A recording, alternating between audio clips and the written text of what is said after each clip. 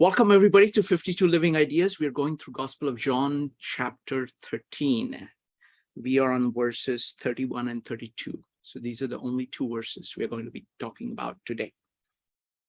The format is I will just read the verses, then we're going to have a presentation by Gary, then we're going to have Evanique, Ron, Joe, Brian, and Penny talk about what they get from these verses.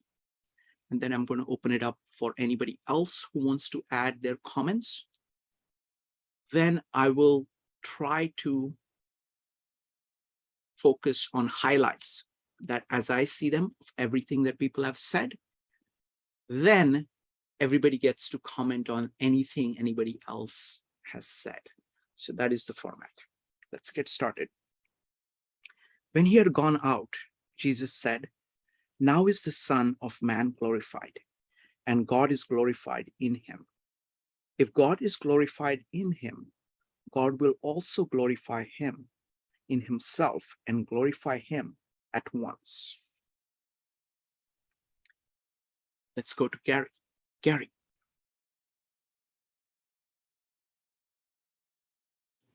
Thank you. You can hear me okay? All right, I'll share screen.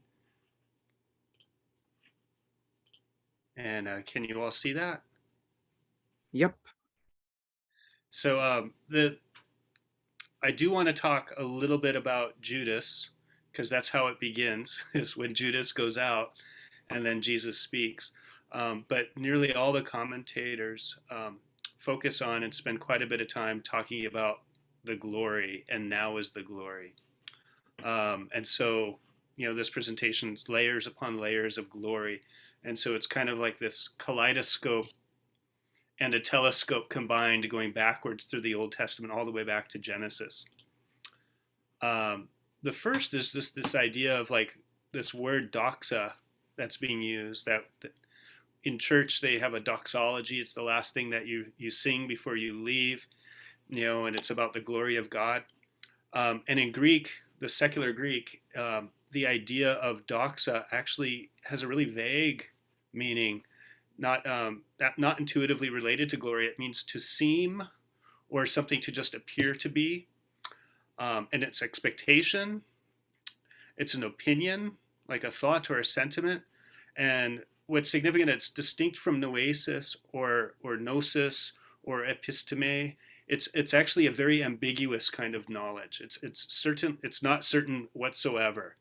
In fact, its cognate word is still used in the New Testament by John in one of the epistles, where he says, "Anybody who says that Jesus only seemed to appear in the flesh, that is the Antichrist." And so it has this ambiguity when it talks about an opinion. It definitely is up in arms as to whether or not that opinion is even valid. And in ancient Greek, it didn't have any relation whatsoever to glory. So at the time of Homer, the Greek words that were used were kleos and time. Those are the primary words for honor and glory, and doxa wasn't even in the picture. And then somehow over time, by the time we get to the first century, doxa starts to gain and appropriate the words, the definitions that kleos and time used to have, so that Hellenistic Jews like Philo of Alexandria, they would use doxa to talk about like prestige or glory in the Greek sense. In the Greek Old Testament, doxa translates the Hebrew word kavod. And so that's the word for glory that we see all in the Old Testament. And this has this idea of a weight or heaviness or this presence, something that's substantive, that is real. In Isaiah 6, the angels say, "Holy, holy, holy is the Lord. Heaven and earth are filled with his kavod," with his weight and his presence. His immanence is right there, and importance. And you can see from there where you get the idea of honor and prestige and character are all conveyed with this idea of kavod. And weirdly, this word doxa, that doesn't seem to have any relationship to glory whatsoever, but slowly as that kind of accrued, it's the most favorite word that they use to translate kavod in the Greek Old Testament.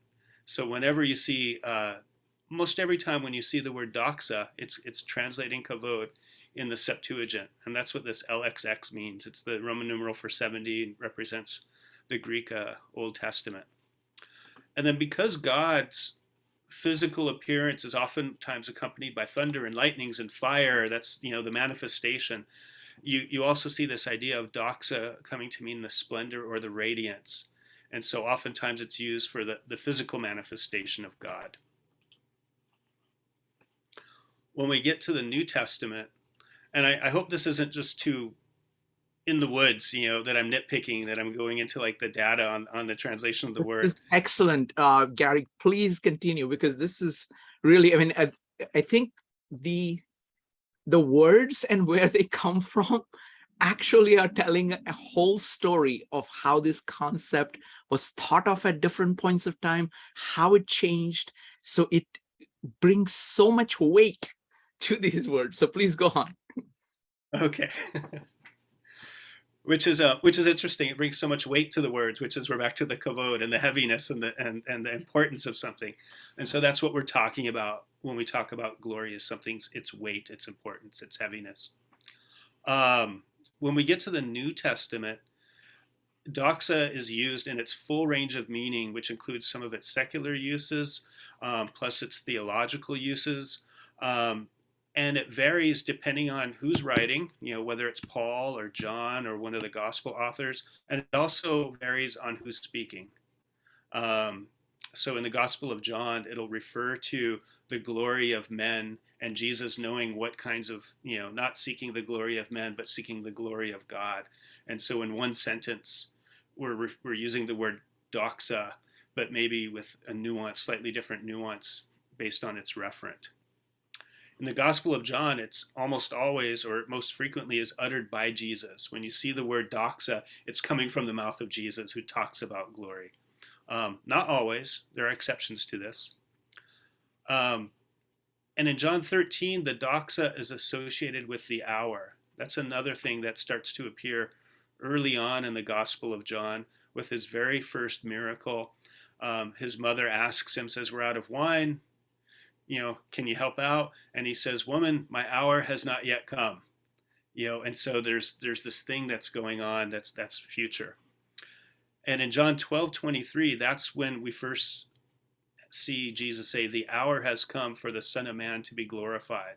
And so when the hour begins, the doxa is there with it. The two are intimately associated. In John 13:1, that's right before, that's our prelude to the foot washing.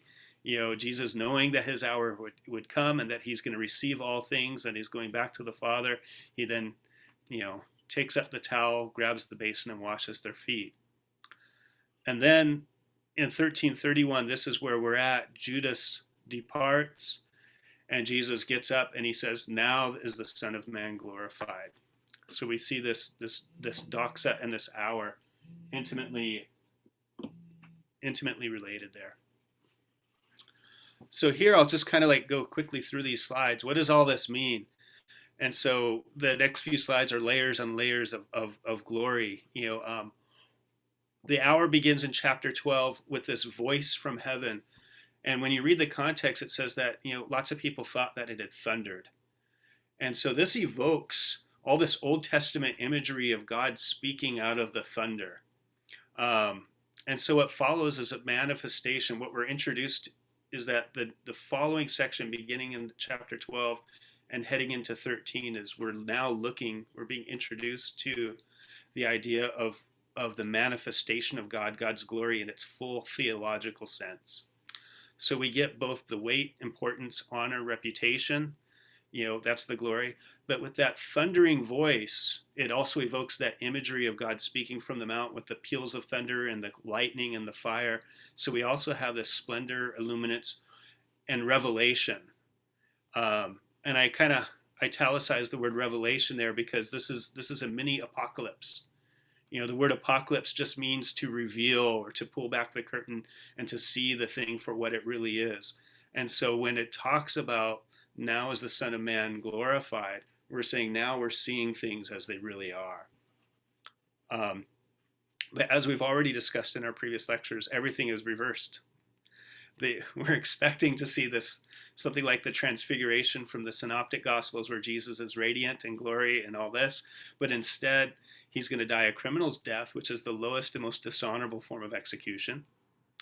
And the very next scene, he's going to appear as a slave to his disciples. And so it's the doxa that is being revealed is paradoxically not what anybody would expect. John 13:31 through 32 kind of acts as part of the introduction to the farewell discourse. Now we're getting into these teaching that's going to go on until the end of chapter 17.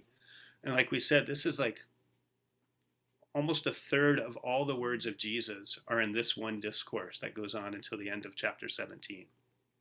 And it also gives us, through this, it's going to have a whole bunch of imagery from the Old Testament about glory, beginning now and going all the way to the farewell discourse. So beginning in chapter 12, there's a quote right there of Isaiah's apocalyptic vision where he sees God's glory. He's sitting at the throne, and the train of his robe fills the temple, and he's surrounded by angels. And that's when Isaiah says, "Woe is me, I am undone, because I've seen the glory of the Lord." And so this temple imagery is being evoked right there in chapter 12, leading up to the foot washing. And that temple is the place where the cloud of glory settled. So we know that God's presence is kind of there. And the temple itself is being modeled after tabernacle, which was that portable house of God that the nation of Israel had in the desert after the Exodus. And in that tabernacle, God sits, it's its own throne. He sits on the mercy seat in between, the cherubim that are sitting on the ark. And you can't really see it here, but I have like a little bit of a picture that was intended to kind of show that. It's like the temple there, the mercy seat, and God sitting on the throne there. And so the temple itself and the tabernacle, these are all reminders themselves of Mount Sinai, which was covered in a cloud, where God sat on the top, and then he uttered the law. He gave the law to them and spoke from this mountain in thunder. And so this idea of the thunderous voice in John 12 evokes all this Sinai imagery and this speaking of God from the mountain. The holy mountain itself recalls the primordial Garden of Eden, the original holy mountain. And this is a motif that you find in, I can't count, Shrikant probably has a better idea of just how many different religions have a holy mountain and also a primordial garden and the tree of life motif. We find it like all the way up in Norway, in Norse literature. It's everywhere, all over the world is this tree of life thing that's going on. And the garden has the tree of life. And it's no coincidence, it's not just coincidental, that when the instructions are given for the tabernacle, the architecture and the designs and the artwork for the tabernacle and the temple both are all garden imagery and trees and pomegranates. And so we're recreating that primordial garden as the place where God originally, the holy mountain that God originally dwelt with mankind. And so the temple of the tabernacle or decorated tree of life imagery. And so the following discourse, Jesus is going to combine the giving of the law with all of this tree of life imagery. In fact, in the very next verse, he's going to evoke the covenant. He's going to give a new command. And so he's going to bring all of this imagery. And then later in chapter 15, he's going to go into the vine discourse where he's going to become that tree of life that we're attached to. And he's going to quote the law again. He's going to give that new commandment once again. So we have like this axis mundi, this mountain of God imagery that's going on with this idea of the doxa. What's also kind of significant is this idea of Exodus. And so you have the Exodus coming out of Egypt, but it's also a return to God. And so the idea of the holy mountain and this thunder and this lightning and the giving of the law, it's like a return back to the garden where not only was the tree of life there, but there was the tree of knowledge, and the opportunity to have true wisdom was also present. And so it's like a reverse exodus that's taking place. And so that's another thing that we're going to see in the in the farewell discourse is the idea of the cosmos and the world and the separation between light and darkness, the people of God and the world. And it's almost a reverse exodus where the people are called out of the world back to the garden, back to Jesus, who sits there as that tree of life in that primordial garden. So the question is, what's significant about Judas' departure? Some of them talk about it in the commentaries. I like Aquinas because the two that he refers to the most are St. Augustine, who is a post-Constantinian writer. He writes around 400 in the 400s. And then he also likes to quote Origen, who was born in like 180s, and lived up into the 200s. So he's pre-Constantinian. So you have like two very diverse areas of thought that Aquinas is always referring to. It's significant because, again, we're evoking, and I'm not answering my own question, it's not just rhetorical, it's kind of out there, something to ponder, is in that primordial scene is the separation of light and darkness. And so when Judas takes the communion, like we read last week, and it was night, we have this darkness. And when Judas departs, then we have the glory, which is the light, the effulgence, the radiance of God. And Jesus says, now is the hour for the Son of Man to be glorified. And so we see this kind of a recreation of the Genesis narrative and the separation of light from darkness is going on right here in this verse that we're looking at too. And then for those of you that are really into kind of the biblical scholars, in chapter 12, when we have this voice from heaven, John quotes Isaiah 6:10 and Isaiah 53:1. Isaiah 53:1 is the introduction to the song of the suffering servant, which all the Gospels and Acts, and I think some of the epistles point to as this. Jesus is the suffering servant that is taking on the sins of the nation. And so we see this spoken of in Isaiah chapter 53. And so he evokes that psalm by bringing up its first line is, Lord, who has believed our message, and to whom has the arm of the Lord been revealed? He then goes to 6:10. This is immediately after Isaiah's vision of the throne of glory. He says, he has blinded their eyes and hardened their hearts, so they can neither see with their eyes, nor understand with their hearts, nor turn, and I would heal them. And so Aquinas brings up these four facets of the glory that's revealed, and one of those facets is judgment. And in these verses, you have the idea of when God's glory is manifest, you're kind of brought up into this decision. The hour is also the hour of decision. Are you going to believe it? Are you going to accept it or not? And the judgment is something that is self-imposed, is through the unbelief, the rejection of the glory or the failure to see it, the blinding of the eyes and the hardening of the hearts. Those are linked to there. That's when one incurs that judgment.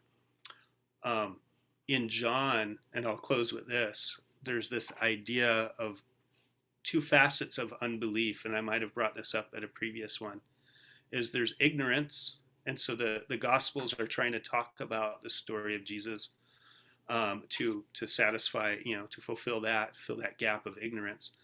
But then the other facet is frequently you'll have people who are fully aware of what Jesus is doing.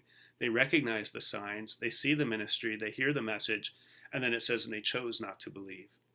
And so you have a willful decision to reject. And so we might not be accustomed to that because we only tend to box in our minds unbelief. If I fill you in with the facts, you're going to believe it. But it kind of almost has a psychological understanding where a delusion is a fixed false belief unresponsive to facts or evidence. That's what John is saying, is when people have the facts and the evidence, they choose not to believe, they're actually acting as if they are deluded. And so that is all I have on my presentation on John. Thank you, Gary. Thank you. It was wonderful. Next up is going to be, I really, really like this presentation. I especially like the slide on Tree of Life and everything that you said on it. So looking forward to discussing it a little bit further. Next up is going to be Evanique, Ron, Joe, Brian, and Penny. So Evanique, go ahead. Yeah, my presentation is not going to be long, but I just wanted to point out something. When we talk about the separation of light and darkness, and it's the line that Judas departed, and then Jesus reveals his glory. And I was like, why is this so important? And I was like, I've read it several times, and I never got why it was important. And then I thought about it, and then I was like, I thought it was the separation of light and darkness, like Gary said. And then I thought about it when studying other works, like Jung. And I'm like, it's almost like embracing the darkness. And what I mean by that is a lot of times in Christianity, we like to deny the darkness, right? We will say, oh, we don't have any darkness in us, or, Jesus saved us from that darkness. And then we kind of suppress it or deny it. And that's when it turns ugly, right? That's when you get Judas. I think when first of all, I think the light shines brighter in the darkness. Like if you have a black contrast and like a white light coming through, it shines brighter because of the darkness. So when you embrace the darkness, it shines brighter. And I think too, it's in another scripture in the Synoptic Gospels where it talks about when Jesus talks about, people hiding from the light because they don't want their sins to be revealed. And I think that's because they don't, and I interpret the sins as darkness. You don't want that dark side being revealed. You don't want anybody to know. But when you don't shine a light on it, it grows deeper. And I was thinking of Jordan Peterson when he was talking about it, and he uses the Lion King as an example of Scar and Mufasa. And it always had an impact on me because it was like, he said Scar was Mufasa's dark side, but it wasn't paid attention to. And it wasn't given the attention. He didn't address it. And when that happens, that's when it grows, and that's when evil things occur, because you're not addressing it in the beginning. Because we all like to think that we are a part of the light, but it embraces it. So I think whether you're a believer in a higher power or not, or it still has resonance. It's still a lesson that you have to embrace it, and you have to recognize it in order to address it, and not have it take control. And I think that's the biggest thing I got out of it. And I just leave it with, like, embracing the darkness is how the light shines. When you embrace it and you accept it, and you accept that it's there, that's when the light shines. Because now you're getting it out in the open, and now you can just see it for what it is and change how you behave, because it'll always be there, just like the light. Wonderful. Thank you. Thank you, Evanique. Next up is going to be Ron, followed by Joe. Ron.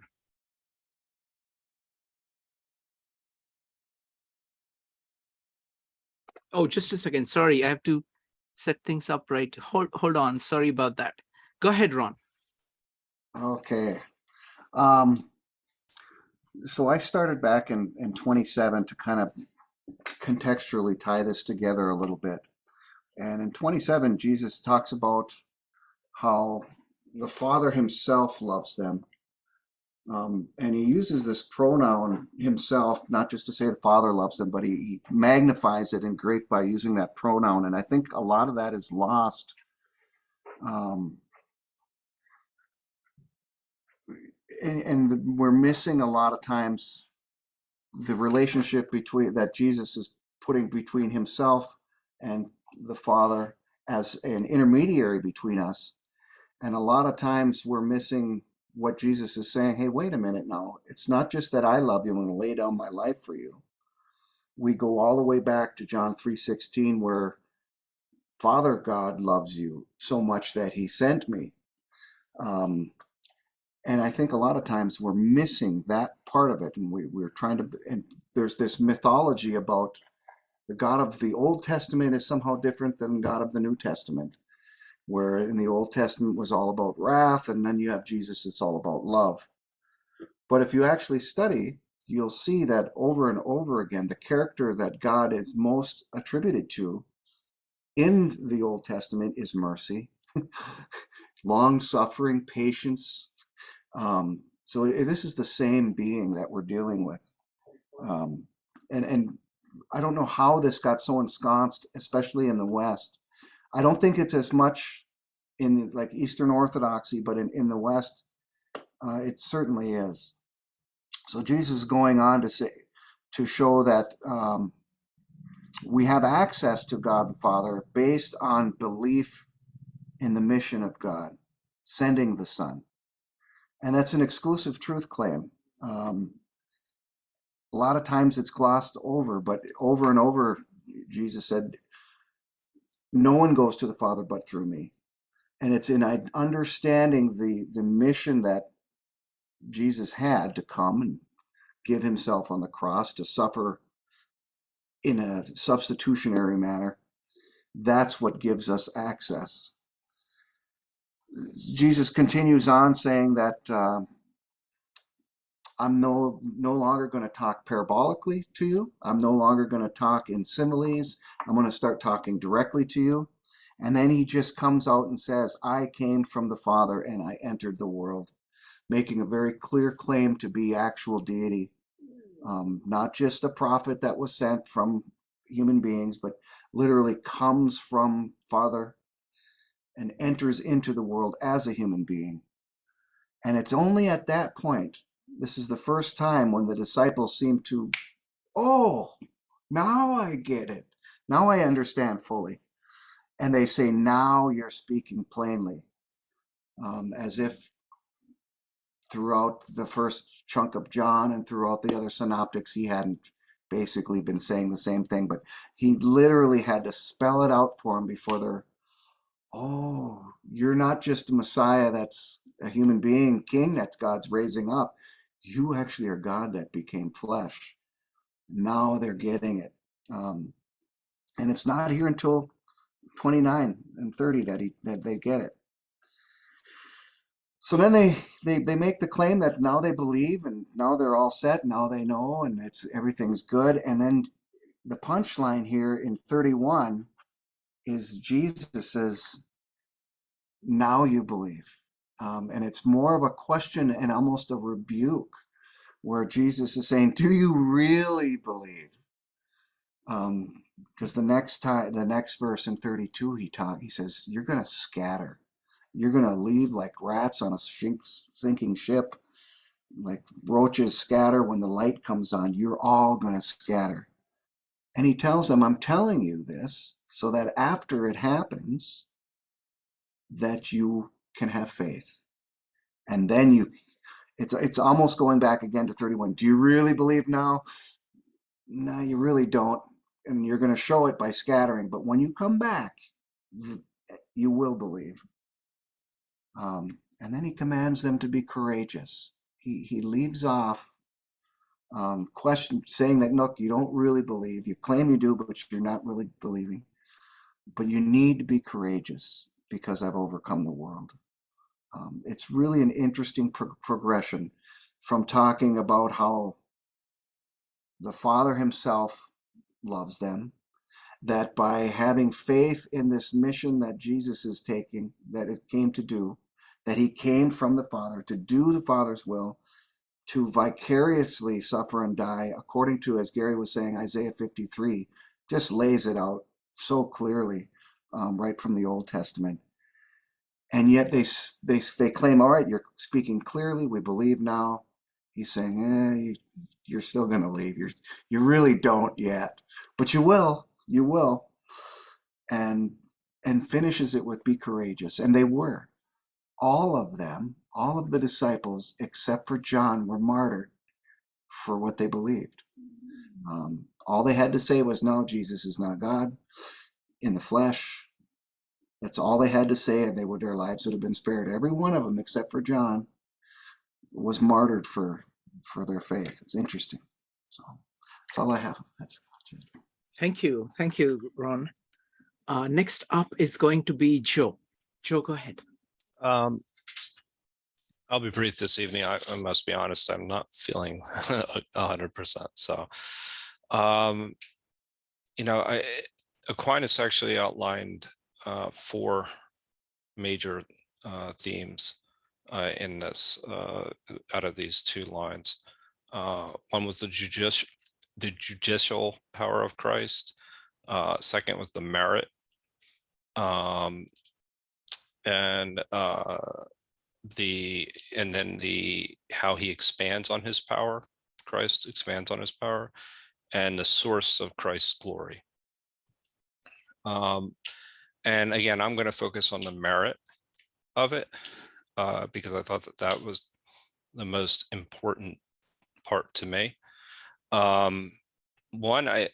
It's the merit is essentially that Christ willingly accepts his cross and essentially is following God's will. And I thought about this in terms of our agreement with God as well, in a sense that there's a certain justice to this. And the justice is that we willingly choose to accept God or reject God. And there's justice in that because there's a decision to be made. And we have the decision to make to either follow Christ or to reject Christ. And that is a gift. That is a gift if you consider it. But if you think about it in the sense that Christ doesn't follow his own initiative, he doesn't give into his fear. He does what the Father asks and sets an example for us. And there's merit in that, and that's the merit aspect of it. He is freely chosen to accept his cross. And so when we think about it, when we enter into very difficult circumstances and how we're going through, we have a choice to make, to embrace the cross or to reject. And that is where I go back to my comments originally during our first meeting, where we have this, knowing that God's taken on all the sins of the world for us, and it gives you incredible strength to persevere through some of the most difficult times that we encounter, because somebody's gone through worse, right? If you truly believe this, and if this is your faith, so you realize that you're not alone, and it's not only that you're no longer resisting, but you're embracing the cross. And I think that that's the power and the merit that exists. There was something briefly,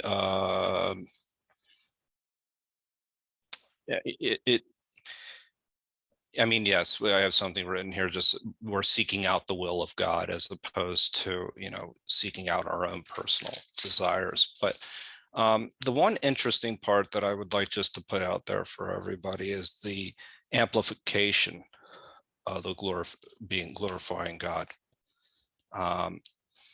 And Aquinas wrote, if God is glorified in him, that is, if by doing the will of God, he glorifies God, then rightly God will also glorify him in himself, so that the human nature assumed by the eternal word will be given an eternal glory.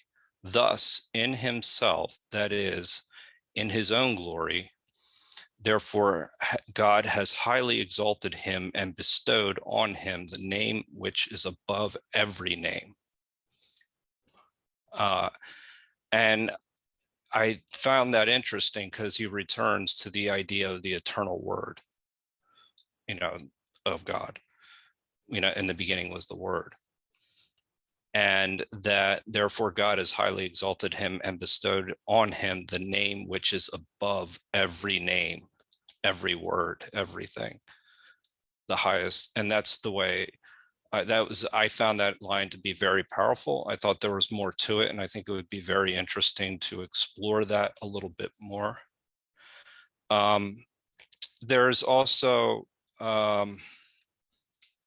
there's some elements of this, is it's the beginning of the Passion, where I don't know if it's actually the formal beginning of the Passion, but it's the beginning of I guess this would be considered the beginning. But well, I have something written about how sin contradicts God's love, and by accepting our cross, that God purifies the world. And there's an element of forgiveness that's possible out of that, but I have to clarify my thoughts around that. I'm sorry. I'm not 100% today. Thank you, Joe. Great observations. Thank you. Next up, thank you, Brian, and really look forward to your presentation of the Divine Feminine. I think it's going to be not this Wednesday, coming Wednesday, but the Wednesday after that. Right? Was it Wednesday now? I thought it was Friday. Oh, sorry, Friday. 2 Fridays away, I think. We'll figure it out. Evanique, if you know the date, go ahead and put that in the chat. Next up is going to be Penny, followed by Becky. Penny. Okay. Well, the part of it that I flagged was right after kind of what Joe had said, and it was talking about the glory of the resurrection in Aquinas' commentary, and how Christ as a human had been raised from the dead by the glory of the Father. And we also have a similar experience in baptism, that we are buried into death by baptism and then raised out of it. And he was talking again about the use of glory, and a sentence that I thought was good was just as glory in the physical sense indicates that a divine sign rests upon one, so in a spiritual sense, that intellect is said to be glorified when it is so deified and so transcends all material things that it is raised to a knowledge of God. It is by this that we are made sharers of glory. And I like the parallel very much that they were making between Christ, who was raised to glory by the Father from the human side of him, and that in the same way we as individuals can be raised and share in the glory of the Father. And it also struck me, it reminded me of some of the things in the Gita, about when the person, transcended and their Atman became part of, Brahman, the eternal Lord. It's very similar, and I just hadn't seen it in that way before. And so I was just struck by that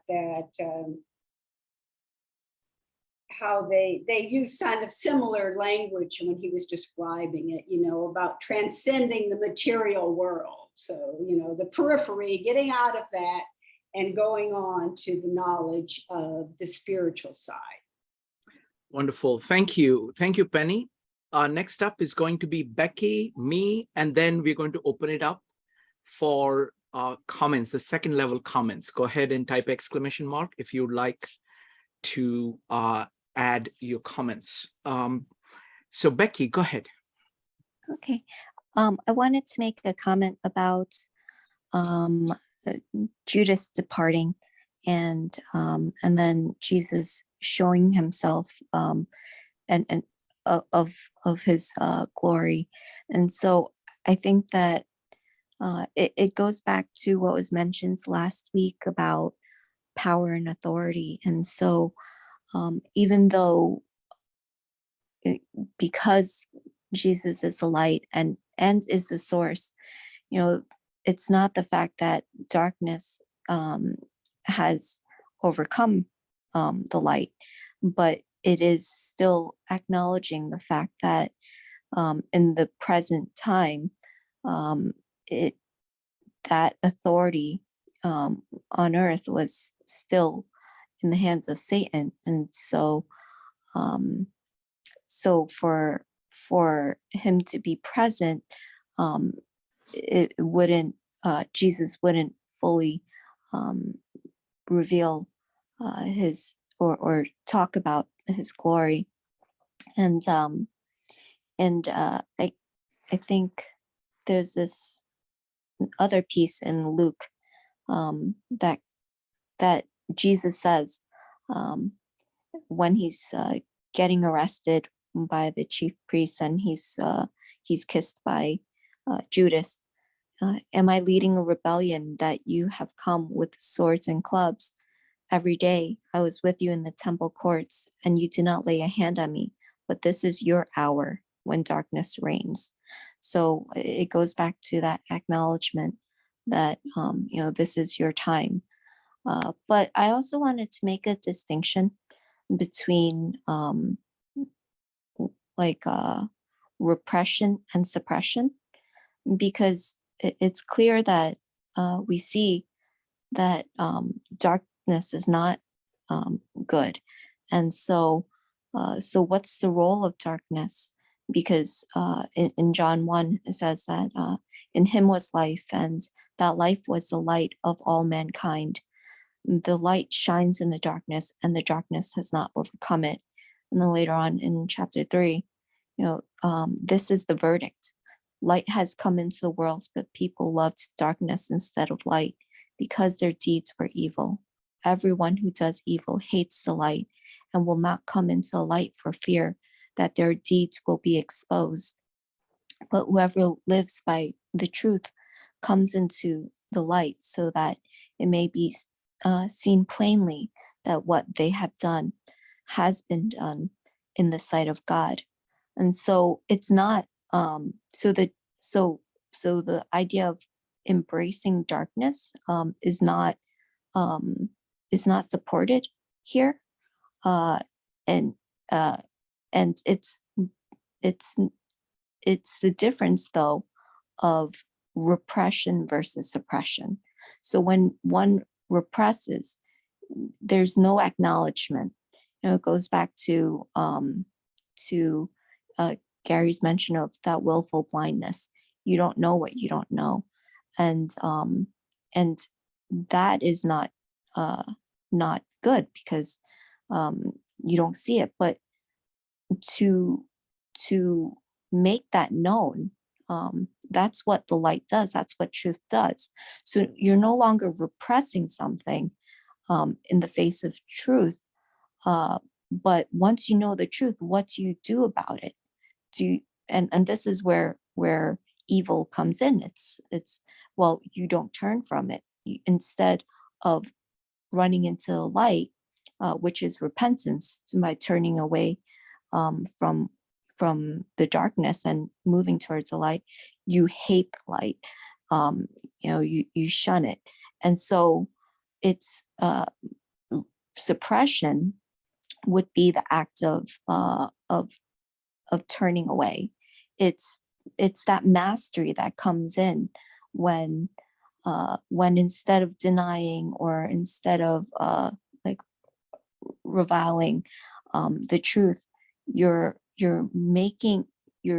taking the part that was unknown. You've made it known, and you've embraced the unknown by making it better, making yourself better, by dying to yourself daily and becoming more like Christ.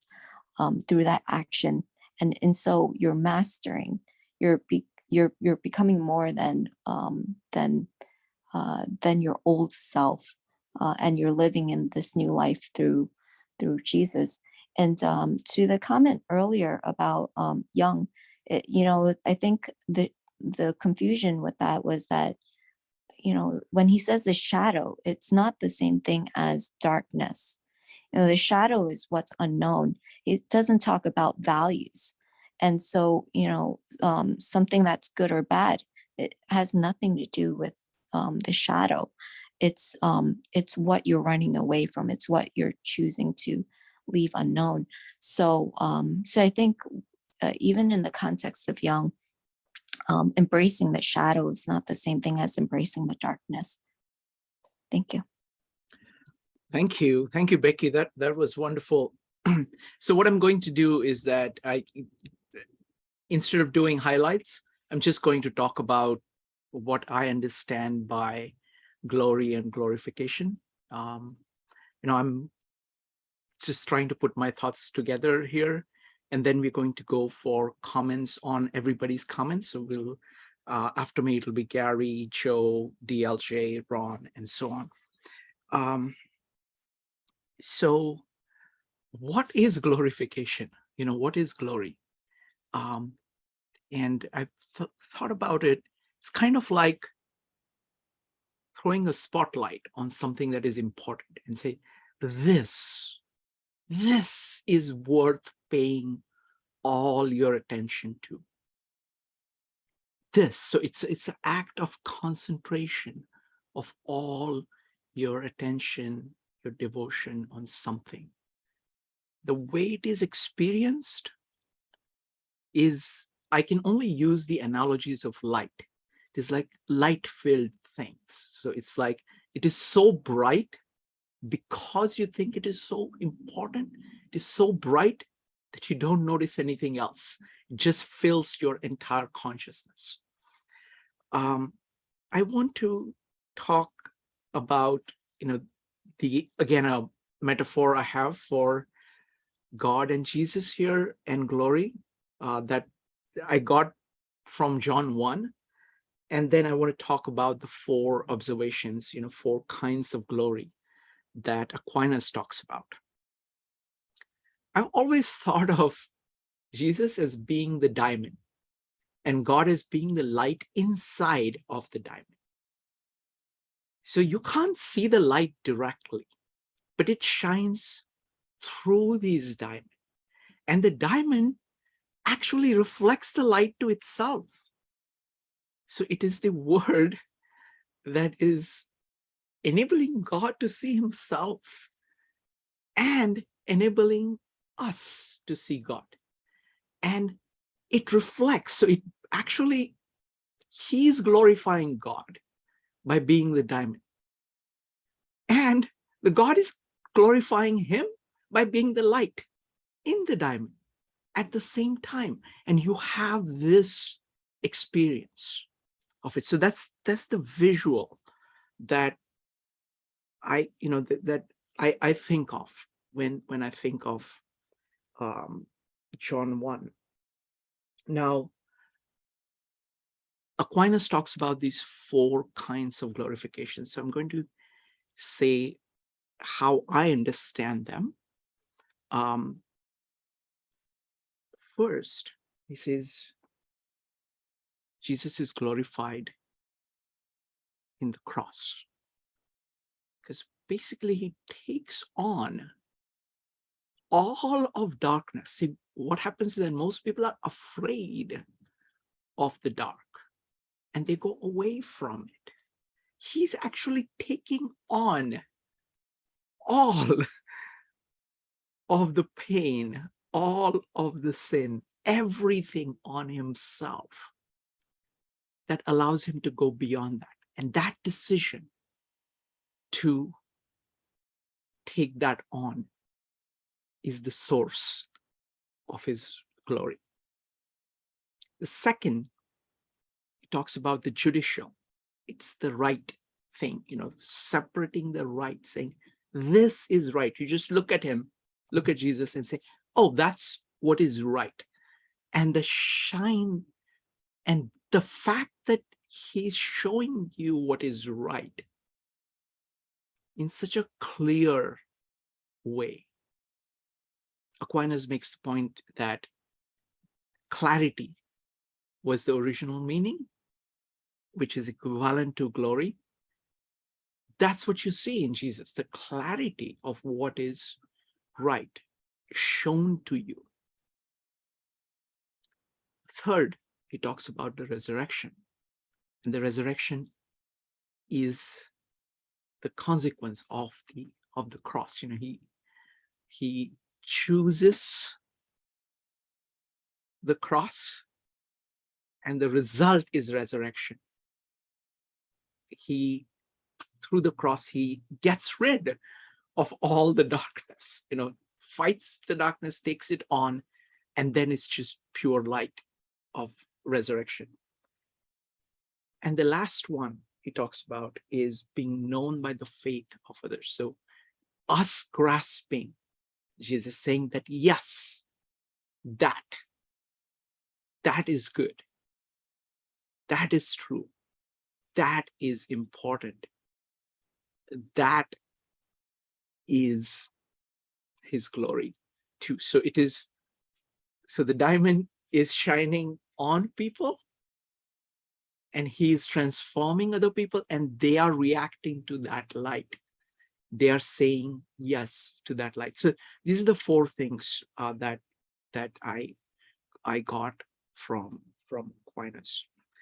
Next, we're going to have, I'm going to welcome people to comment on anything that they found interesting. You can also put any questions on the table if you want.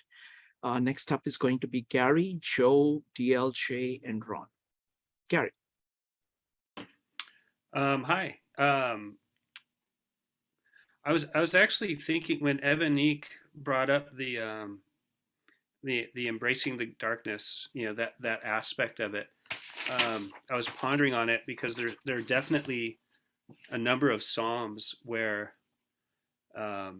in light of seeing God's manifest glory, and enjoying that fellowship there, when one encounters the adversities of the world, some of the Psalms are like, bring it on. Let the mountains tremble, let the seas come on, because I have God on my side. And so it's the embracing of the darkness is kind of that. And that's exactly, it was really kind of like trying to roll it around in my head. Kind of what you brought up when you were talking about the resurrection, is that Jesus embraces the cross. He understands that this is what's going to happen. And the twist of it all is that from the perspective of the darkness, the cross looks like victory. It was its ultimate defeat. And the resurrection isn't possible without the cross. And this is a motif that you've probably run through. I don't even have to attend your meetups to know how many 52 living ideas have talked about death and change, and that you can't grow until you die to yourself in some aspect of it. It's all throughout magic, religion, tarot, no matter where you go. And it's definitely present in the Gospels, from beginning to end, from Genesis all the way to Revelation. Paul talks about the mortal body being a seed. Jesus talks about a seed that has to die. It can't grow and turn into a plant until it falls to the earth and dies, until it's buried. So I was thinking about what Becky said, and I kind of wanted to reconcile and agree with both Evanique and Becky on that. But I don't know if I might have misunderstood both of you on that. My next comment had something to do with Joe, and the idea of merit, especially as Aquinas talks about it. And there's a thread. Merit is a very interesting thread that begins with the giving of the law. At the end of Deuteronomy, Moses gives the law. He asks the people to choose. They choose. They make the choice, and then he says, "You're going to fail. You're going to reject God. You're going to demand a king. You're going to go into exile. And then after you go into exile, he'll bring the nation back together." Like Moses does that. And then after that, you have Joshua. And at the end of Joshua's life, he gets the whole nation together and says, let's reestablish your covenant. And they say, we choose. And he says, you're not able to do it. You're going to fail. You're going to reject God. You're going to go into exile. And then God is going to have to bring you back. And then we have the book of Judges, which is this vicious spiraling downwards, the cycle that's just spirals to oblivion. It's all you see is sin after sin after sin. Things start off pretty big, pretty good, and then it just gets worse and worse until the entire nation manifests exactly what Joshua and Moses said. Then we get to Kings and Samuel, and the exact same thing happens. And so there's this idea, the beauty of the cross and what Jesus does is that he accomplishes what none of us can do. And even though we're called to choose, there's this underlying, if Israel is an archetype of humanity, God fully understands how incapable we are of absolute obedience. And so Jesus comes as this paragon. He's not just an ideal man or an archetype of the good man. He's also an archetype of the nation of Israel, of humanity, all that it can achieve, all that it can become, it as a collective whole. And so it's kind of like then this really beautiful, sobering thing that even in our failures, like even if we let ourselves or let God down, it's not like God is surprised in any sense. Like he's already told us, this is what everybody did. No matter what, even if I appeared on a fiery mountain and personally gave them the law and said, do this, they immediately rebelled. Like literally, if you read the story, while he is doing that, they build a golden calf. And then Moses comes down with the law in his hands and he's like, what are you doing? Like they couldn't, they were there at the mountain. They heard the peals of thunders. They're in the middle of the covenant and they're falling apart right there. And that's the important thing to impress, is that none of us should think that we're so good that we're going to be obedient in a way that the people who saw God with their own eyes, who weren't able to do it, that somehow we have some moral fortitude. I wanted to just bring up a little bit with Brian. I'm certain that he's already uncovering the divine feminine, has spent a lot of time in wisdom, because that's really what goes on in Gospel of John 1, is the whole idea of the Logos, is we're actually bringing together not just the Greek tradition, but also many of the Hebrew wisdom traditions, and they're all coming together. And so like the very just in arche ha logos, in the beginning was the Logos, is you have the divine feminine in the very first verse of the Gospel of John being introduced there. And your big corollary there would probably be Proverbs 8, where it talks about wisdom being a woman. Actually, the whole first half of is the idea of wisdom beckoning, and imparting that knowledge of God. But yeah, I'm really liking what Brian had to say. And so it's just when he talked about Jesus embodying the divine feminine, it's obvious. It's throughout the whole Gospel of John, and he's definitely on it there. And then finally, what you said, Shrikant, which was just really perfect, is when you were describing glory, is you were actually describing it in its semantic meaning of it. Is like to shine the spotlight on what is important brings in, those are the two fundamental meanings of glory, are when something is glorified, it is important. And so when we talk about something that is the glory of God, we're not just like, it's not this ambiguous thing. We're zooming in on what is it about God that is so important. And it's revelatory, it's apocalyptic. When we speak of the glory of God and the glory of ourselves, or the glory of Jesus and how we become glorified in him, we become a mini apocalypse. We reveal God. And so Aquinas, I think, quotes Hilary, and also Origen and Hilary and a number of the early fathers bring up this idea that I think I brought up previously of theosis. Our own divination is what takes place when we embrace the glory, that glory of the Son. When we see it and are transformed and we reflect it, what's being reflected is the divine within us. And so we engage in that divine glory. But yeah, that's what I had to say. Thank you guys so much. Wonderful. Thank you. Thank you, Gary. Next up is going to be Joe, followed by DLJ. Joe.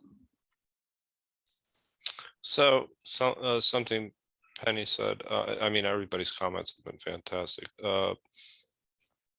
Just a really quick thought, maybe a parallel between the Gita and the Gospel of John is that Arjun is a man of action, right? And he's doing action for action's sake. So he's fully embracing his role. And Christ is doing the same thing. And in that, they're both achieving freedom. And if you think about it, if you know what the center is and what Christ is bringing us to, they're very similar in nature. You know, and it requires the virtues. You know, it requires courage. It requires things that it requires a certain degree of faith too. But that was one thing that had come to my mind when I was thinking about that, when the same things that Arjun had to let go of and face were similar to what Christ had to endure as well. They're not exact one-to-one, but there are some similarities there in conquering themselves. Also, yeah, I failed to mention was one of the key components there is, yes, you need the crucifixion enables the resurrection, and I failed to mention that the first time around in my comments, which is kind of critical, but I think that's worth mentioning again anyway. There were some other things, but I'll let other people go for now. Thank you, Joe. Next up is DLJ, Ron, and Becky. DLJ. Cool. Evening all. All right, textual criticism question for Gary. No surprise there, right? Short one. The word choice, Son of Man. What's your opinion on that one? Wonderful. Go ahead, Gary. You can go ahead and respond. So that's a fun one to chase. I got this. This is a revised master. Can you guys see the title of that? Yes. And then the author is Adam Day. But it's a heavy. It's I haven't read the whole thing, but he goes through all the Isaianic servant, everything that has to do with that in there, and he brings up the idea of the Son of Man. There's well, first off, you see it in Ezekiel, where it's referred to as the prophet there. There's this, it's kind of fringe, but it's this, there's this Assyrianologist, I forget his name right now, but he links the Son of Man to a ritual where they would perform oracles in Babylonia, and Assyria and whatnot. And this was a tradition that carried across empires, even when one empire fell and the other one came up. And if it looked foreboding that the kingdom, if there was some sort of oracle that was foreboding, they would have a substitute king would be inaugurated and would be the king. And at the end of that period of time, whatever it would be, that substitute king would have to be killed. And so that way the kingdom could endure. The sacrifice of the kingdom, because the king embodies the kingdom, could take on whatever the oracle or the doom of the kingdom would take place onto this substitute king that had been inaugurated and never ruled for more than a year, and it would preserve the whole nation. And so he links the Son of Man to this process, and believes that that Ezekiel was actually a designated substitute king, and that Isaiah's prophet, the second or third Isaiah, when there's talking about it, is actually talking about that. And so this Son of Man imagery is actually linking back to this practice, so that Jesus, when he calls himself the Son of Man, he is this king that has to die and take on the sins of the nation, so that the nation can avert its doom. And so he links the Son of Man to that Isaianic servant thing. whether you have an Assyrian Babylonian link or not, that's still what's going on in the suffering servant psalm of Isaiah 53. And that's how Jesus understands it. Thank you. Daniel also, and just as a kind of thing, I don't have all the details on it. The book of Daniel actually is commenting on Isaiah, and also uses the phrase "Son of Man" in a messianic context too. So there's a wealth of stuff to go chasing with it. I hope that helped you a little bit. Yeah, it's a long chase, isn't it? It's also Solomon is also referred to or thought to have been. It's a whole thing, isn't it? So I was just curious as to where you got with that one, but it is a bit of a rabbit hole, isn't it? Yeah. Thank you. Next up is going to be Ron, Becky, and Evanique. Ron. Okay. I really enjoyed Gary's commenting on bringing in, especially the Septuagint translation of glory and the weightiness, and how that moves through. I found in studying Paul as well in the Pauline epistles, he talks about this in the gravitas, the weightiness, and even put some word puns as the weight of glory, which is kind of double speak there. But I really appreciated that. In Evanique, when she was addressing talking about addressing the darkness by exposing it, that was really interesting. If we don't see it for what it is, we're never going to be able to expose it and shine the light on it. I appreciate that. That was excellent. That was really excellent. And Joe, I'm with you on, for me at least, the first 3 verses of this gospel really set the tone, and I think we would all, at least I know I do well when I have that in the forefront of my thinking when going through all of these verses, is to keep those first 3 verses in context, that's setting the tone and driving all of this. Enarche halogos. In the beginning was the Word. And that Jesus Christ's identity as the Word who became flesh, the Word who was God, that was with God, that was also in the beginning with God. To understand that, if we relegate him to simply a person and a good teacher, a moral teacher, it eviscerates his ability to go to the cross and do what he did. So I think that's interesting. Returning to the very first verse, I thought was really key. That resonated with me. I love how Penny talked about how Christ was raised by the Father. Again, going back to his mission, his whole mission, and how he was raised by Father God, and how we can share in that glory of Christ in his resurrection through him. So Christ is raised by Father God. We can be raised through Christ by coming on board with this. I thought that was unbelievably insightful.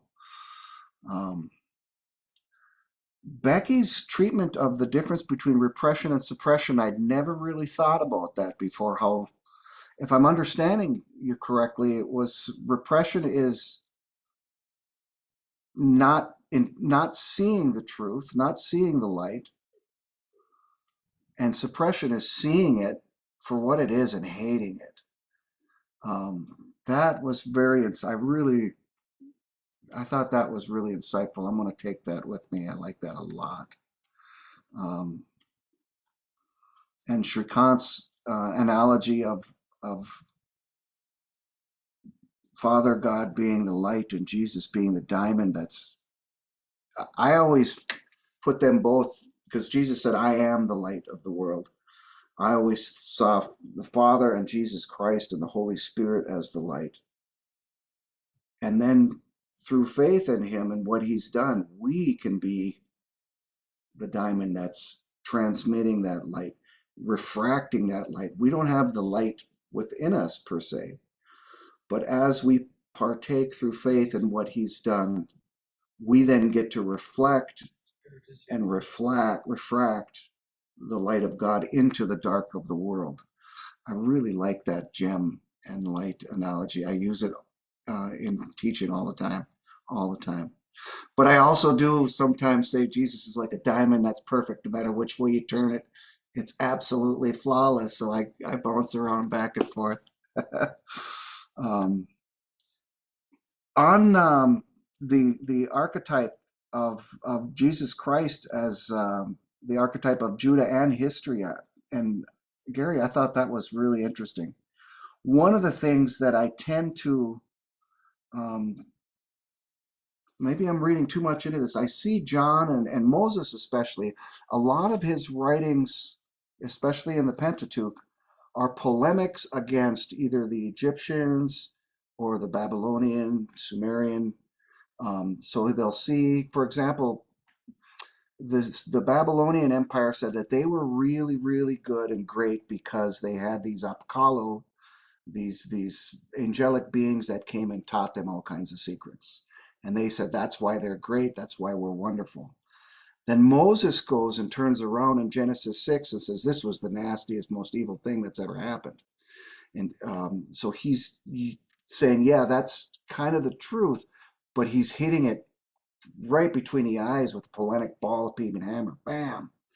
And I see the same thing going on with John when he's using this Greek ideal of the logos, the underlying principle, and addressing some of these aspects that Brian would say are like the feminine, the divine feminine. I see John as doing this very much like Moses in a polemical fashion. It's not this is good. It's like, no, this is you're kind of on the right track, but you've really messed it up. And bam, here's, you want to know what logos really is. This is logos. You want to know what wisdom really is. It's not putting up your Asherah poles and having that be acceptable, because God's response to the divine feminine Asherah poles was, okay, let's have the Assyrians come and kill all your men, rape all your women, and enslave your children. That's what you get for playing with that. They kind of get back on track. They do it again. Oh, all right. You want to go and dabble with that again? We'll send another group in. And I see John doing this with, again, the first handful of verses in the gospel here. And he does it again in second epistle of John, even more so. I see this as not so much positively identifying Jesus Christ as what the Greeks would classically say as logos, but saying your idea is flawed fundamentally. This is what the true underlying principle is. It's God himself become man in the flesh. And that brings me to the last bit on Jesus's favorite title for himself was the Son of Man. That's what he refers to himself as more than anything else. And I think that's for us, we find it shocking that Jesus we see as a man, but he's actually God. That's very shocking from our perspective. From the heavenly perspective, from eternity's perspective, the shocking part is that God now is a human being. So it's actually drawing attention to, look, you know who I am. I am who I am, and I'm now the Son of Man. And he rejoiced in that, not giving up part of his divinity, but taking upon a human nature. It's amazing. It's amazing. So that's Wonderful, Ron. Thank you. Thank you so much. Next up is going to be Becky, Evanique, and Gary. Becky.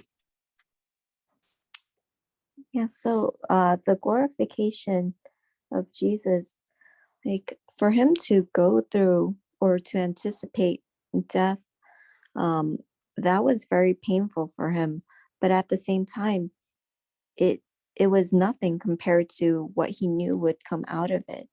And and I wanted to read the, I guess, another, I guess another book that John had written, and it describes like it's Revelation, and it's really what ultimately is is is is glorification. It's the restoration of Eden. Then the angel showed me the river of the water of life, as clear as crystal, flowing from the throne of God and of the Lamb down the middle of the great street of the city. On each side of the river stood the tree of life, bearing 12 crops of fruit, yielding its fruit every month.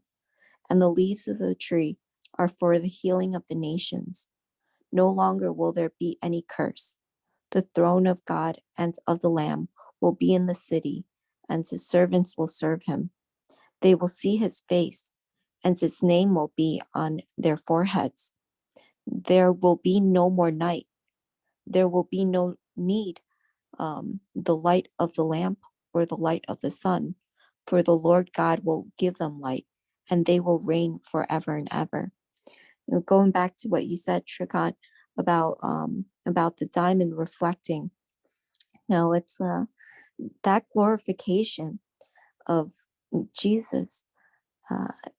He gives the crown of life, and in that worship, all those who are with him put the crown back down at his feet and reflect, just like you said with the image of the diamond, his glory back to him.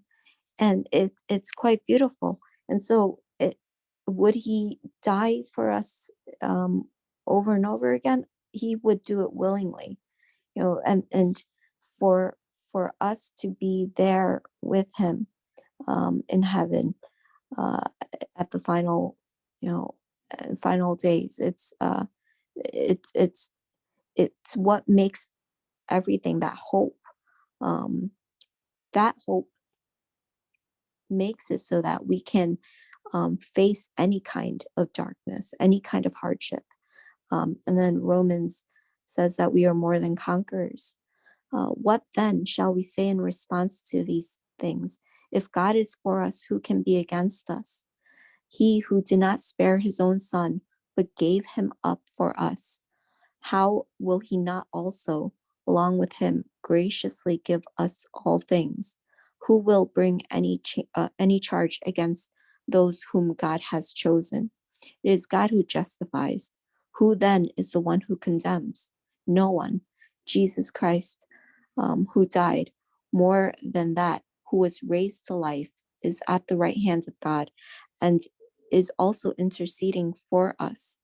Who shall separate us from the love of Christ? Shall trouble or hardship, or persecution or famine, or nakedness, or danger of sword? As it is written, for your sake we face death all day long. We are considered as sheep to be slaughtered. No, in all these things we are more than conquerors through him who loved us. For I am convinced that neither death nor life, neither angels nor demons, neither the present nor the future, nor any powers, neither height nor depth, nor anything else in all creation will be able to separate us from the love of God that is in Christ Jesus our Lord. Wow, Becky, that was just wonderful. Thank you. Thank you. I mean, it is an invitation to be children of God. That's what Jesus is. He's the invitation to be children of God. Beautiful. Thank you. Next up is going to be Evanique, followed by Gary. Evanique. Yeah, I just wanted to pick up on a theme that I'm hearing throughout the discussions from various speakers, and it's this idea of freedom, right? And it's a freedom in Christ, which I think I might have said before that I really had a problem understanding.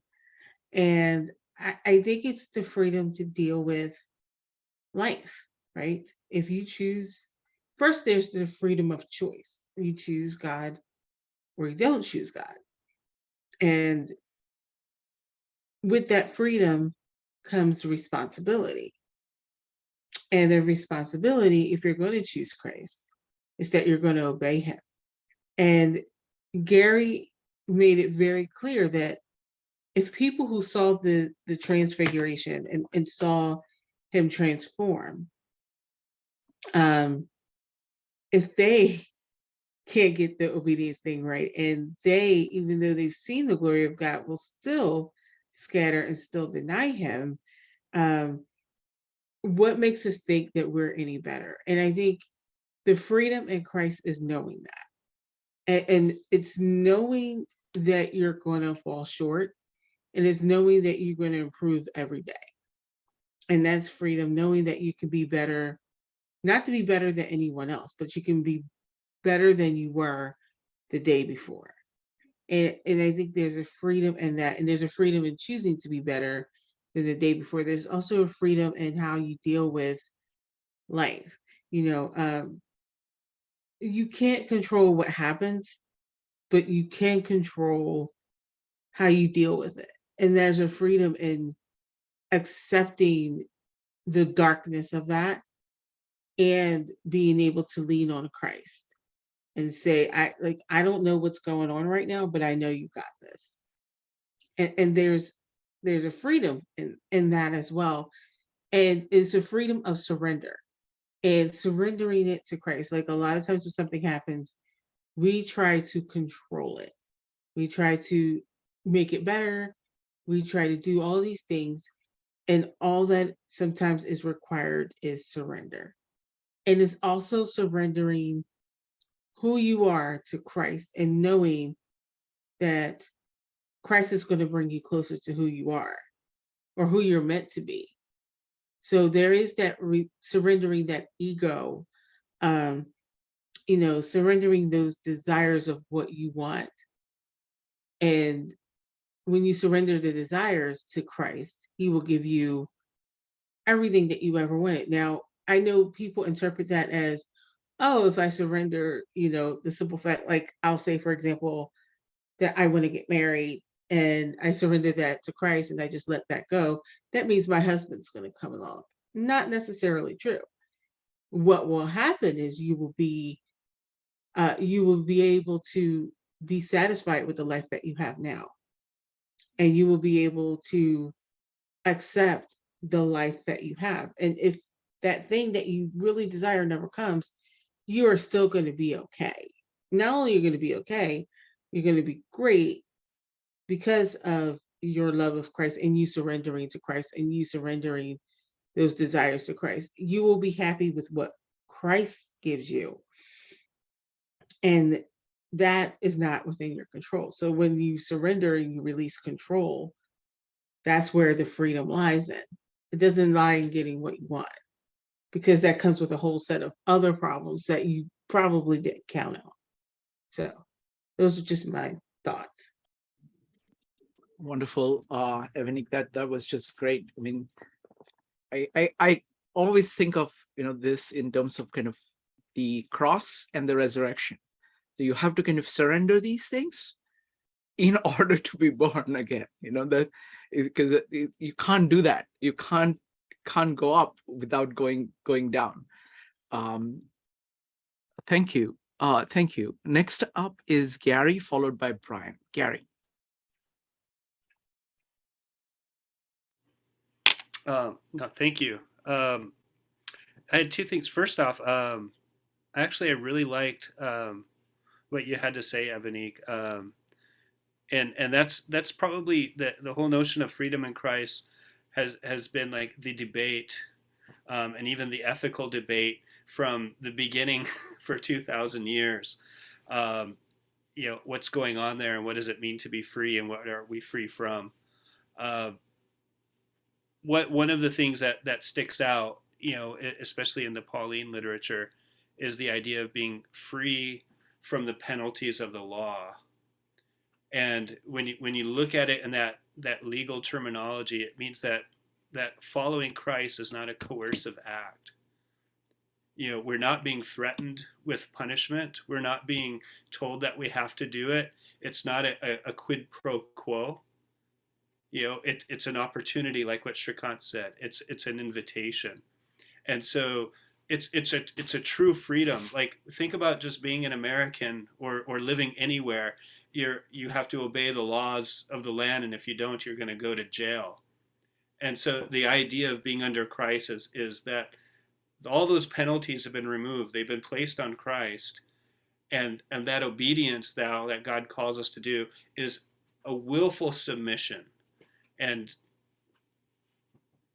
I was also caught up like because you tie it, I think, appropriately to a surrender of the ego and a surrender to desire, which permeates especially the mystical traditions of almost every religion. When we start talking Buddhism, it's really big there. It's like desire is suffering, and the only way you're going to have freedom is when you surrender that desire, when you relinquish that. You see that throughout, especially in the Sermon on the Mount, when Jesus had considered the lilies, consider the birds of the air, is give it all up. Because when you have God, when you have Christ, you have it all, and it's in some sense even, looking at the Gospel of John, it's even Aristotelian in that, we're trying to find eudaimonia, and it's like, you don't need a bunch of stuff to have happiness. There's this Stoic and this, Aristotelian confluence going on there. Jesus is saying as I am it. And if you have me, if you have the relationship with the Father, you don't need anything else. There's no other place for your desire. So I really liked that. I really liked what you had to say, Evanique. And so it got me really thinking about it. And I was taking notes as you were going. The other comment was with regards to Ron, where I think that he's correct in what John is doing, and that's what the biblical authors did frequently throughout the Old Testament, is they would take a common term that everybody knows what it means and then reappropriate it. And so in the case of the Logos, what I believe is really going on is there's a couple of things. Heraclitus was probably the first prominent atheist of the Greek world. He said there were no gods, there's no nothing, there's just matter, and the Logos is like the energy that keeps the universe going, and he didn't distinguish really between matter and Logos and energy. It was all just kind of this one thing. And so he disenchants the world. Like you don't need gods, you don't need spirituality. He was a pure materialist. So when Jesus says, John says, in the beginning was the Logos, it's almost like agreeing with Heraclitus. Yes, this is the beginning. This is the first substance. This is what was there. But then the Logos was proston theon, is in the face of God, and the Logos was God. And so he takes this materialistic world and then re-enchants it. He brings the divine back into the moment. And then he goes through the wisdom traditions and the Sophia traditions and everything, and he doesn't refute them or say that they're bad or that there's no divine feminine. He actually just says that the divine feminine, all of these things are embodied in Jesus. And so the commentary that I think I sent the link to Evanique and to who was it, to Penny and Brian, that's exactly what she does. She starts off there and just talks about the divine feminine, how it's embodied in Jesus, through the Sophia imagery all the way through it. So yeah, I think that's really all I had to say. Is like, yeah, Ron, I think that you're kind of right there. There's a lot going on. It's its own study. Othmar Kiel wrote a book on the symbolism of the biblical world, and you can find that book online. Where he talks about how, Marduk is the storm god and rides on the wings of cherubim, with thunderbolts in his hand. And so the Psalms will take Marduk imagery and then say Yahweh, and so it'll take the imagery and reappropriate it and place it there. And so you see that all throughout the Old Testament, where we take the imagery and the terms of the neighboring people and then just say, no, it's Yahweh who fulfills all of these things. Wonderful. Thank you. Thank you, Gary. Brian, next up is going to be Gary. Gary, go ahead. Yeah, actually, I totally forgot. Oh, two things. It was the last meetup. I had sent a link to Brian and Evanique that was to a PDF it was a book by Mary Collot, and she did John chapters 1 through 11, and it's commentary on John. And so in the meetup now, I have a link to the book. The one I had sent you was actually the PDF. You could have read the book yourself. I can't find that link, otherwise I would send it to you. But you might be able to hunt for it online. But she's what we might call a mainstream scholar. She's recognized, and she adheres closely to this wisdom tradition. But also back to something that you were saying, it's with the archaeology. In my classes when I teach Bible, I'll show them the seal of King Hezekiah that they found. And if you look up online, if you want to, or write it down, note the Hezekiah Bulla, Bulla. It has a radiant sun with these rays coming off and these wings and an Egyptian Ankh. And Hezekiah was supposed to be this great Yahwist returning Israel back to all, and he has all this Egyptian deity on his royal seal, and he's one of the greatest of the kings that followed Yahweh. And one of the points that is made in archaeology when they talk about it is how the biblical authors, make it seem as if the entire nation, converted and they were all completely this, and then they all rebelled with the next king or something. It was very pluralistic society, and there were alliances going all over the place. And these things, like the more we look into the archaeology, the more we kind of see it. And I agree with you, Ron. It gives us it gives us a much fuller picture of like what the actual climate was like in Israel through this archaeology. It's definitely much more robust than what we think when we just read the text uninformed by history altogether. Wonderful. Thank you, Gary. What we need to do at some point is we need to look at John 1. Just the beginning. At some point, I think it's worth doing. One of these meetups we will do that, because it is the base for all of this, and it captures it in the most glorious way, I think. All right. So that's. I thought this was very good.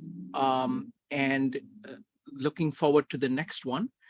Does anybody have any comments at this point about this one? So far, I think things are going really well. What do you guys think about doing one detour into John 1 at some point? Maybe the next one, maybe the one after that. Just okay, good. All right. Very Just good. one detour? You think it's just gonna be one? No.